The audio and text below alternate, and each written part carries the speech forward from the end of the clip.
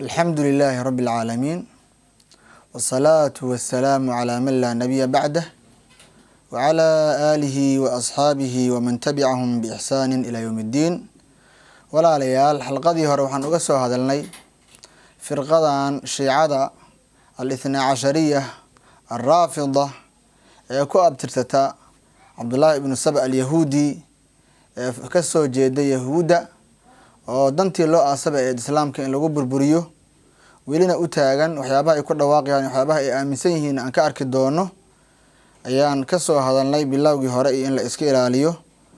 hadda insha Allah ta'ala waxaan ka hadli doonaa waxyaabaha ay ku khilaafsan yihiin diinta oo khatarta ah oo ay aaminsan yihiin. marka hore waxay sheegtaan inay u nisba sheeganayaan oo ay u gargaarayaan ahlul baytka nabiga kaleey salaatu wasalaam. nabina ka fakan maayo, ahlul baytna ka fakan maayo, waa durayaan oo waa tanqiisinayaan, diinna ka fakan mayso, ilaahna ka fakan maayo. wax ay badbaadinayaan ama ay dhowrayaan ma jirto. wax walba waa fool xumeynayaan, xumaani ka sheegayaan.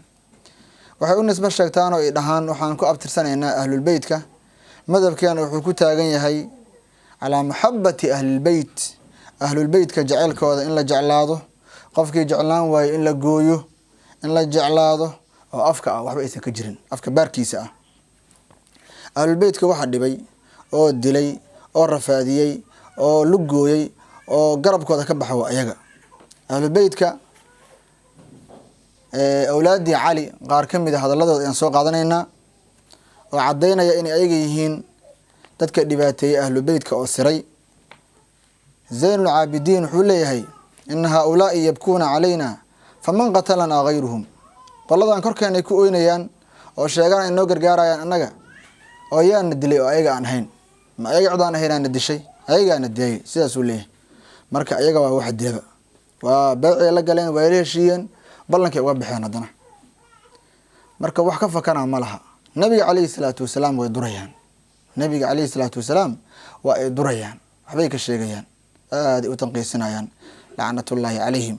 nabigana bari ku yahay waxyaabahaas ay sheegayaan.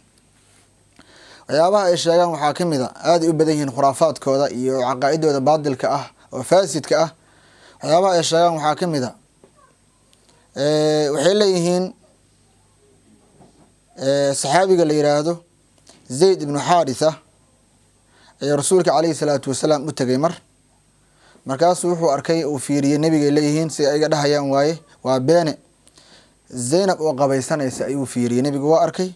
markaas wuxuu yiri subhana alladhi khalaqaka, waxa xumaan ka hufan Allahi ku abuuray.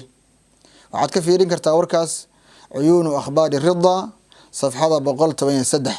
mar rasuulka fiirina kaleey salaatu wasalaam qofka ajnabiya haweeney ka ajnabiya miyuu fiirinaya, muslimiinta kala toosan iska suurtagaleenina.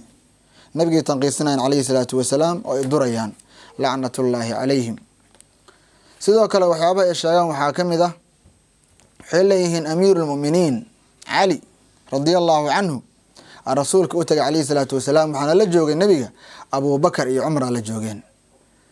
cali wuxuu yiri waxaan fariistay, cali yaa dhahayo Caaisha nabiga inta u dhaxayso ayaan fariistay. ay leeyihiin hatta caliga ay u nisba sheeganayaan ayaga bari uu ka yahay, asaga xataa waa nuqsaaminayaan oo tanqiisanaya waa durayaan. waxaan fariistay nabiga iyo Caaisha inta u dhaxaysa ayuu yiri cali ay leeyihiin. Caaisha waxay tiri miyaadan helin bawdadeyda iyo bawdada rasuulka kaleey salaatu wasalaam meel aan ahayn oo fariistay ma weysay, maxaa waa meesha isku riixi caliyow. markaas wuxuu yiri jooji warka Caaisha. sidaas ay leeyihiin. warkaas wuxuu ku qoran yahay al-burhaan fi tafsiir al-qur'aan juzka 4 safxada 225 ayuu ku qoran yahay. warkaas war suurtagal ah in cali radiyallahu anhu saxaabiga jaliilka qiimaha badan oo waxa sameeyo masa Caaisha ku sameeynaya, masa nabiga joogaas la yeeli kara kaleey salaatu wasalaam. nabiga tanqiisinayn kaleey salaatu wasalaam iyo zawjaadkiisa calina waa tanqiisinayaan. waxyaabaha ay sheegaan waxaa kamid ah oo nabiga ku tanqiisinayn kaleey salaatu wasalaam waxay leeyihiin nabiga kaleey salaatu wasalaam xubnihiisa qayb kamid ah naarta la gelinaa iyaadan billah.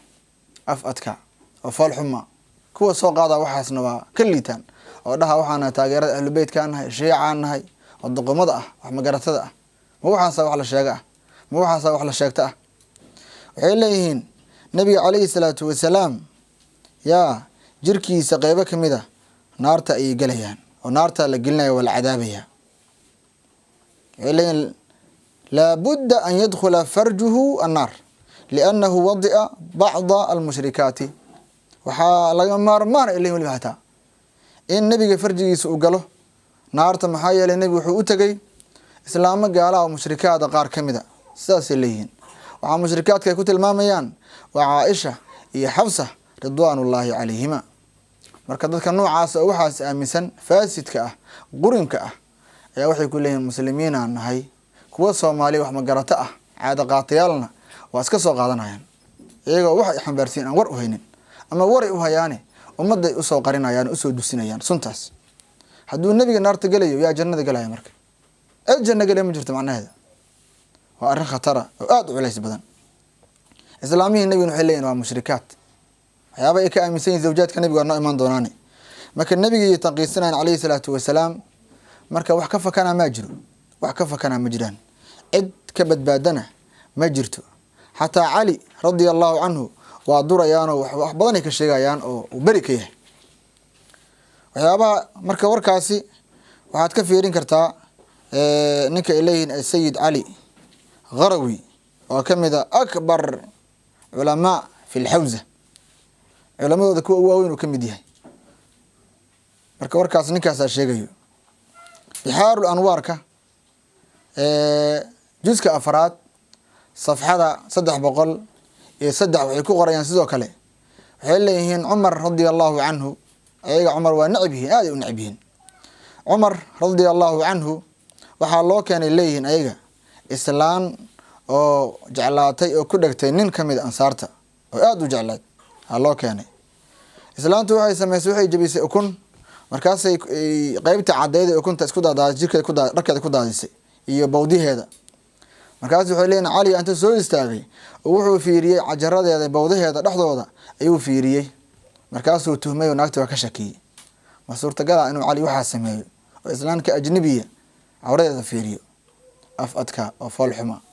waxyaabahaasay aaminsan yihiin iyo waxyaaba ka daran oo noo imaan doono. marka waa in la iska ilaaliya, bulshada ka digtoonaataa, dadkan u kacaan oo ka digaan. dadka noocaan oo soomaalida waxaa soo xambaaraya meelaha ay joogaanna culimada joogto waxaa saaran xil gooni ayaa saaran inay ummadda uga digaan oo waxa weeye ay kula jihaadaan carabkooda iyo wax kastoo karaan. shaqo laga qabto dadka noocaan, shaqo laga qabto, la iska ilaaliyo, ummadda looga digo. ummadda waxay usoo gambanayaan waxaan jecelnahay aalu beytkaan jecelnahay, nabiga maxabadiisa sala allahu calayhi wasalama. dadka suufidaan waxay ugu soo dhuuntaanba qaadiriyaan nahay ama zeyliciyaan nahay ama uweysiyaan nahay, waxyaabahaas ay ugu soo dhuumanayaan. marka xil gooniyaha idin saaran cudamoy iska ilaaliya oo ka digtoonaada, ummaddan uga diga. idaacadaha iyo dadka maamula meelaha ummadda warka looga soo gudbiyana ayagana waxaa laga rabaa inay ummadda ay usoo bandhigaan qubxiyaadka iyo xumaanta shiicada si looga digo. dadka ay ka wareysanayaan inay noqdaan dad wax ka yaqaana shiicada waxa ay tahay iyo waxa ay gashay iyo waxay ummadda u geysatay oo dhibaatada dad yaqaana oo ka warrami karo.